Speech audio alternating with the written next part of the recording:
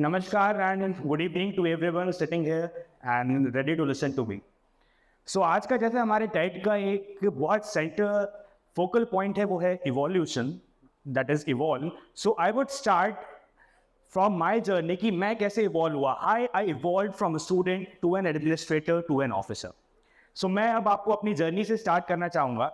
सो journey start होती है regular normal जो स्टूडेंट होते हैं हमारे, एक मस्तीखोर बच्चा जिसके अपने कुछ सपने होते थे, सपने हुआ करते थे. कभी ग्लैमर में बड़ा इंटरेस्ट था कि ग्लैमरस लाइफ चाहिए, मॉडल बनना है, एक्टर बनना है. ये लाइफ मेरी चल रही थी नॉर्मल जो रहती है अपनी till 9th of my class. When I was in the 9th class इस तरह की सारी चीज़ें हमारी चल रही थी एक रेगुलर मस्तीखोर बच्चे के तौर पे. In when I was in the 9th class a incident took place in my life जिससे मेरी पूरी लाइफ चेंज हो गई. I receive the news that my father is no more when I was in the 9th class, share at the age of 14.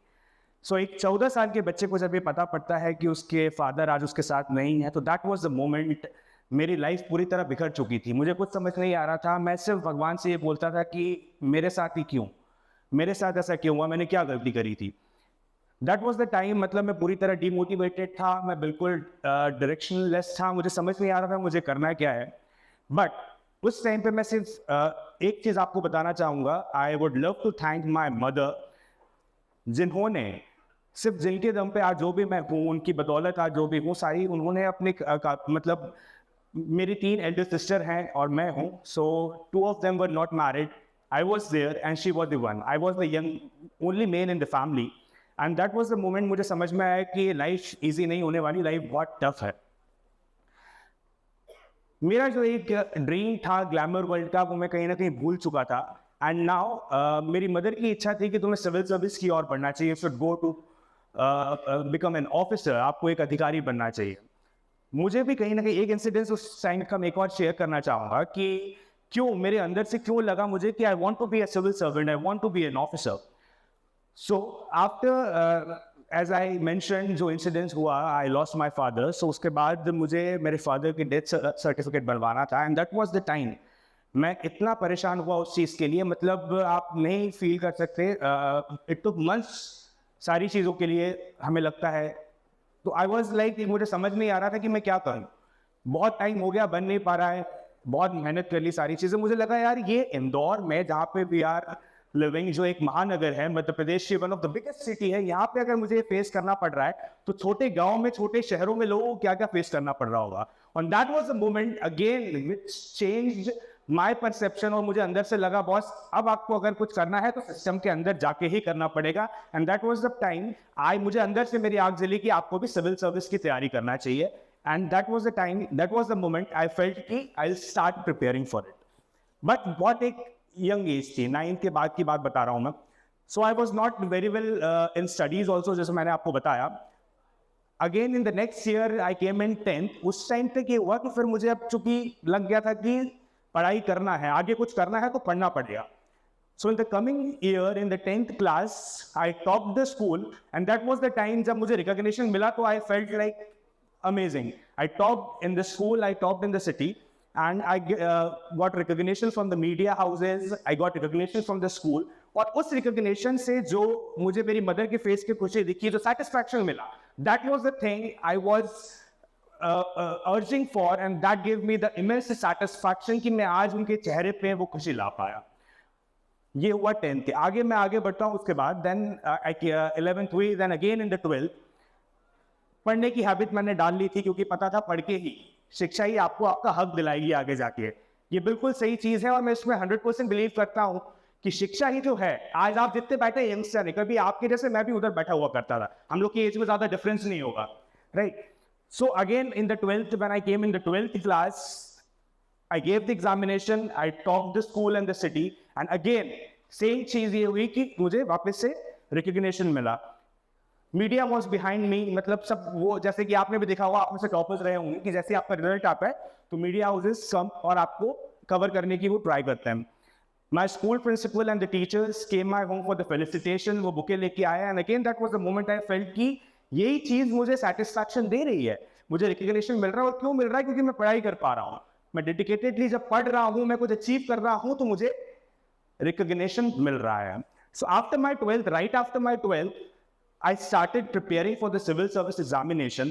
जैसे आप लोग college student है, मैं आप लोग को बताना चाहूंगा कि I am so what to say unfortunate कि मैंने आपकी लाइफ नहीं जी कभी. मैंने कभी अपनी कॉलेज लाइफ नहीं जी है, बिकॉज मैं सिर्फ कॉलेज एग्जाम देने 5 दिन जाता था. माई होल डेडिकेशन और my whole time went in the preparation of the civil services.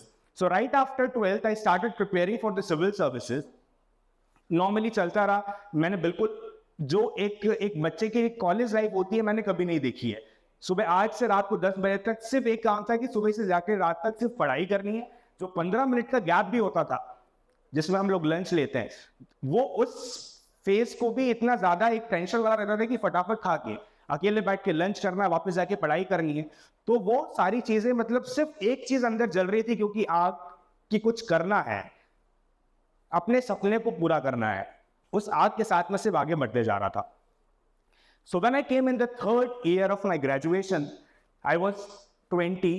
एक Madhya Pradesh civil service examination की वैकेंसीज आई, एंड आई थॉट कि यार अभी मेरी age 20, I am not eligible for all the post, I should give the examination. देखते हैं अपना स्टैंड पता पड़ेगा कि कहाँ पर है, हम जज कर पाएंगे कि आप कहाँ खड़े हो. तो आई gave the examination. I was only eligible for the 3 post. And luckily, I topped the examinations and I got selected for the post of DSC at the age of 20. So that was the moment. मेरी life का एक जो बोलते हैं कि पूरी आपकी life changing experience कि I was at the top. I was feeling on cloud 9. मतलब मेरे लिए दुनिया बदल गई थी कि एक 20 साल का बच्चा, आप वैसे आप सोचिए, आउट ऑफ द ब्लू आपको लगता है आपने I cleared prelims, I cleared mains, I gave interview, और इंटरव्यू के बाद का फेज सिर्फ यही सोचने में जा रहा था क्या होगा क्या होगा. और जब रिजल्ट आया तो I was like totally blind. The happiness I saw on the face of my mother, my family, my friends, सबका मेरे प्रति जो नजरिया था, परसेप्शन था, वो पूरी तरह चेंज हो चुका था. वो परसेप्शन, वो चेंज जो मैंने फील किया, वो मैं आज बयान नहीं कर सकता. और वो सिर्फ क्यों था, बिकॉज एक आग मेरे अंदर जल रही थी, एक एंथुसियाज्म मेरे अंदर था, एक डेडिकेशन था, जिसके कारण मैं वो कर पाया था. Next, I was having the number कि मुझे जो डेप्यूटी कलेक्टर की पोस्ट होती है वो मिल जाता है, but my age was not, I was 20 at that time, and for that age 21 is required, right. तो मुझे डीएसपी मिला. Again in the next year I gave the examination and I got selected for the post of deputy collector at the age of 21. So I got selected as deputy collector. Again in the next year I gave UPSC and I got selected at the age of 22. So back to back for the 3 years, consecutive years, I gave the most prestigious examination of the state and the country, and I cleared all of them consecutively. So at last, I continued and I thought to continue with the deputy collector post, and currently I am working as SG, sub-divisional magistrate in Indore.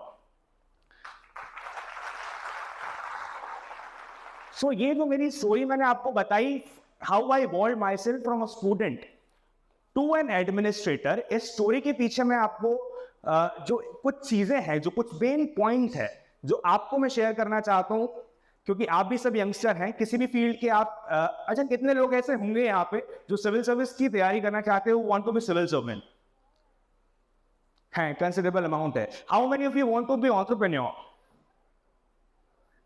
तो कोई भी field हो, सी आप civil service करना चाहें, आप business करना चाहें, आप स्टार्टअप में आगे बढ़ना चाहें, हर चीज के लिए जो मैं आपके as a elder brother what I want to share with you guys since I got this platform, तो मैं आपको ये बताना चाहूंगा कि क्या मेन चीजों से आप अपने गोल कुछ भी हो. अच्छा, एक और चीज मैं आपसे एक शेयर करना चाहूंगा. हमेशा अपनी लाइफ में आप गोल बड़े रखें. आप गोल छोटे रखेंगे, बड़े रखेंगे, एनर्जी सेम ही लगनी है तो क्यों ना बड़े गोल रखें. So always keep your goal bigger, क्योंकि आप बड़ा सोचोगे तो उस डायरेक्शन में आगे बढ़ पाओगे और डेफिनेटली आप अचीव कर सकते हैं. तो कुछ चीजें जो मुझे हेल्प करी मेरी जर्नी में, सबसे पहली चीज सी की dedication and determination is very important. Without dedication आप कुछ नहीं कर सकते. अगर आपके अंदर डेडिकेशन है किसी चीज को करने का, तो ही आप वो सपना देखें, और सपना देख के उस डेडिकेशन के साथ आगे बढ़े. सेकेंड थिंग जो मुझे सबसे इंपॉर्टेंट लगती है वो है कंसिस्टेंसी. हम कंसिस्टेंट नहीं होते हैं. हमें आज लगता है कि बहुत ज्यादा किसी से मोटिवेशन मिल गया, आज हमने सपोज बहुत पढ़ाई कर ली, बहुत रिसर्च कर ली, if you are into startups और सारी चीजें, और अगले 2 दिन हम ठंडे पड़ गए. What is required is consistency. जो भी चीज करो आप कंसिस्टेंट उसको आगे बढ़ते रहो, उस वे में आगे बढ़ते रहिए, and definitely it will help you out. Third thing is this smart work. Smart work is very much required. If you don't do the smart work, अगर आप ठीक से स्मार्ट वर्क नहीं करेंगे, व्हाट इज स्मार्ट वर्क? कोई मुझे बता सकता है? Let me a bit interactive. कोई बता सकता है what is smart work is and what is the difference between hard work and smart work? Anyone there out? So smart work is कि आप कम टाइम में कैसे अपने प्रॉपरली वही चीज करनी है. आपको एक पूरी किताब है, वो पूरी किताब पढ़नी है, that is hard work. But अगर आपको पता है, आपने एनालिसिस किया है कि आपकी एग्जामिनेशन है या आपका कोई टास्क है, उसमें क्या चीज पूछी जाती है, क्या चीज इंपॉर्टेंट है, आप सब उसको कवर कर रहे हैं by analysing the previous year papers and the previous year जो भी ट्रेंड चल रहा है उसको करते हो, that is your smart work. आप ऑडियो विजुअल से लर्न कर रहे हैं, आप अलग अलग वेज यूज कर रहे हैं, आप ग्रुप स्टडीज कर रहे हैं, आप that is the smart work. आप किस तरह आप नॉर्मल वर्क को स्मार्ट वर्क बना सकते हैं. सो दैट वाज माय फंडा of clearing this examination and my journey of life. Fourth is very important thing is your time management. एक चीज हमेशा याद रखना है, समय जो है वो उस पर किसी का बस नहीं. समय आपके हिसाब से नहीं चलेगा, आपको समय के हिसाब से चलना पड़ेगा, आपको समय को मैनेज करना पड़ेगा, राइट? तो time management is very important. Time management ऐसी चीज है कि आप स्टूडेंट से लेकर आप टिल योर डेथ, आप जब तक पूरी लाइफ में आपको टाइम मैनेज करना सीख गए तो आप अपनी लाइफ को अपने हिसाब से चला सकते हैं, आप लाइफ की चीजों पे कंट्रोल पा सकते हैं अगर आपने टाइम को मैनेज कर लिया. So that time management is very important, what I said. दूसरा आता है एक और चीज जो आता है motivation. You always be motivated. अगर आप कोई चीज एस्पायर कर रहे हो, if you aspiring to achieve goal which you think कि बहुत बड़ा है, तो उसके लिए आपको पेशेंस भी चाहिए रहेगा. सक्सेस डोंट कम ओवरनाइट, ये हमें जानना है. There is no shortcut to success. Success का कोई शॉर्टकट नहीं होता, लेकिन उसकी राह को आप आसान बना सकते हो. कैसे?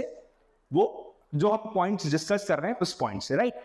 तो ये कुछ पॉइंट्स जो थे, मुझे लगा कि ये जैसे मैंने इवॉल्व किया, these are the thing, these are the points through which you can also evolve yourself and achieve the goal you want to achieve.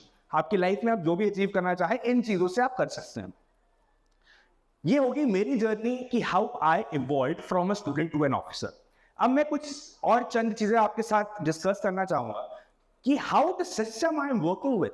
I am working in a system, you are living in a system, so how that system evolve in the current scenario. कि कैसे आज वो system जो एक फाइलों की ढेर से पीडीएफ हमारी व्हाट्सएप पीडीएफ तक चेंज हुआ, वो कैसे हुआ. ये इवोल्यूशन है, ये इवॉल्व आज हमने देखा है. अच्छा, कितने लोग आप लोगों ने बताया कि आप लोग स्टार्टअप करना चाह रहे हैं, आप लोग you want to start a business, you want to be an entrepreneur. तो क्या आज ये वर्ड जिससे आपको सुनने को मिलते हैं, आज से 10 साल पहले सुनने को मिलते थे कभी? यस और नो? आज जो आपको ईज ऑफ डूइंग बिजनेस है, क्या वो 10 साल पहले थी? आज जो अलग अलग प्लेटफॉर्म्स आपको मिल रहे हैं, क्या वो 10 साल पहले था? So this is the evolution. This is the evolution of the things through which you can easily achieve. आज हमारे पास अलग अलग गवर्नमेंट स्कीम्स हैं. जैसे आप गवर्नमेंट ऑफ इंडिया की बात करें तो स्टार्टअप इंडिया स्कीम है, मुद्रा लोन स्कीम है, an number of scheme. Government of Madhya Pradesh की मध्य प्रदेश मुख्यमंत्री युवा उद्यमी योजना है, मुख्यमंत्री स्वरोजगार योजना है. तो ये योजनाएं सरकार चलाती क्यों है? आज इस प्लेटफॉर्म से मैं आपको इन योजनाओं का नाम इसलिए बता रहा हूं क्योंकि बहुत सारे लोगों को इन योजनाओं का कैसा लाभ ले ये पता नहीं होता है. तो आपको एटलीस्ट पता होना चाहिए कि हम अगर कोई चीज एस्पायर कर रहे हैं तो उसके पीछे क्या क्या एक पुश फैक्टर्स है सरकार की तरफ से कि आप उसको कर पाए ठीक से. तो बहुत सारी स्कीम सरकार की तरफ से चलाई जा रही है. अगर हम ऑफिसेस में देखें तो पहले आपको ई गवर्नेंस का कोई सिस्टम देखने को नहीं मिलता था. There was no system of e governance as such. आज हम देखते हैं कि सारी चीजें रेडीली आप एमपी ऑनलाइन से, आप आपके फोन से कोई भी चीज आप अप्लाई कर सकते हैं and with in 3 days 4 days अलग अलग चीज की अलग अलग टाइम लिमिट्स है and you will receive that in a very time limit जो भी है. पहले चीजें बनवाना वो बहुत टफ हुआ करता था बजाय आज के. तो कैसे ये सिस्टम इवॉल्व हुआ? ई गवर्नेंस के थ्रू, डिजिटाइजेशन के थ्रू, इंटरनेट के through, right? So this is the thing. इसके बाद आप में से कितने लोग चेंज लाना चाहते हैं? अभी भी कुछ लोग चेंज लाना चाहते हैं. आप लोग हाथ ऊंचा करके मुझे बताइए प्लीज. सभी लोग जो है वो चेंज लाना चाहते हैं. तो वो चेंज कैसे ला सकते हैं आप? जो मुझे लगता है सबसे इंपॉर्टेंट चीज है वो है कि आपको अगर चेंज लाना है तो आपको सबसे पहले अपने अंदर चेंज लाना पड़ेगा। कोई भी चीज, कोई भी आदत, कोई भी हैबिट आपके अंदर से स्टार्ट होती है। आप खुद के अंदर चेंज लाएंगे, आप दुनिया के अंदर चेंज ला सकते हैं, राइट। तीसरा, मैं अब थोड़ा सा आपको सोशल राइट्स की कुछ बात शेयर करना चाहूंगा कि how the society we are living in, the society I am living, the society you are living, how it has evolved itself. See, currently I am SDM Khudel, which is a rural area in Indore. So मैं सारी चीजें देख रहा हूँ वहां पे कि rural area में भी कैसे चीजें पूरी तरह चेंज हो रही है। पहले जो चीजें थी, the level of awareness, it has drastically change. आज हम देखते हैं कि रूरल एरिया, ग्रामीण क्षेत्रों में लोगों को अपने अधिकार पता है। उन्हें पता है कि अगर हमारा काम नहीं हो रहा है तो हमें कहाँ जाना है। उन्हें पता है कि अगर ये चीज गलत हो रही है तो उसकी रिपोर्टिंग कहाँ करनी है। अच्छा, आप में से कितने लोग हैं ऐसे जिनको 181 नंबर पता है क्या है? 181 सीएम हेल्पलाइन का नाम किस किसने सुना है? सुना है? कितने लोगों ने लगाई है? तो ये क्या है? Don't you think this is the right the government is giving you कि आप अपने राइट का एक प्रॉपर यूटिलाइजेशन कर सकें? आपकी कोई चीज नहीं हो रही है, 181 is the CM helpline number given by the government of Madhya Pradesh, कि आपका कोई कार्य नहीं हो रहा है तो you can complain on that number and the work will B.